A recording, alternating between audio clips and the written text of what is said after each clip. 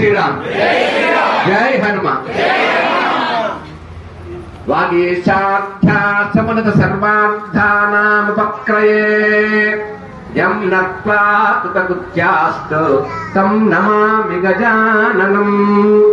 ఒకప్పుడు గంగా నది తీరాన సోనిగాడి మహాములు పరమ పౌరాణికుడైన సూత మహాను చూచి వారి వద్దకి చేరుకొని నమస్కరిస్తూ ఇలా అన్నారు, ఓ సూత పౌరాణిక, మీరు ఎన్నెన్నో పురాణాలు చదివారు, మాకు విష్ణు కథలు ఎన్నెన్నో విధులుగా వినిపించారు, వత మహిళలు కూడా వినిపించారు.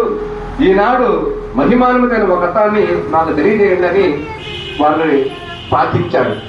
అంత సూత పౌరాణిక చెబుతున్నాడు, ఓ సోనిగాది మహాములారా, మీకు చక్కగా చెప్తాను. ఇది అతి రహస్యం, మంగళప్రదమైంది, శుభప్రదమైంది. ఈ లోకాన ఆయురారోగ్య భోగభాగ్యాలతో వెలిసిల్లే చేయ ఒక వ్రతాన్ని మీకు చెప్తాను, శ్రద్ధగా ఆలకించడని చెప్పసాగాడు.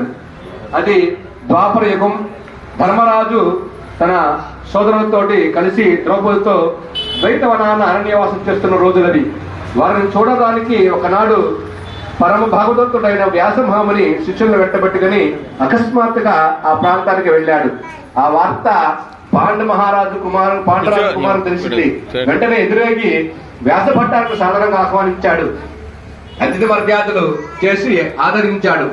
విరోధ అయినా సరే మన ఇంటికి వస్తే మర్యాద చేస్తాం, కాలు కొడుకొని నీళ్లు ఇస్తాం.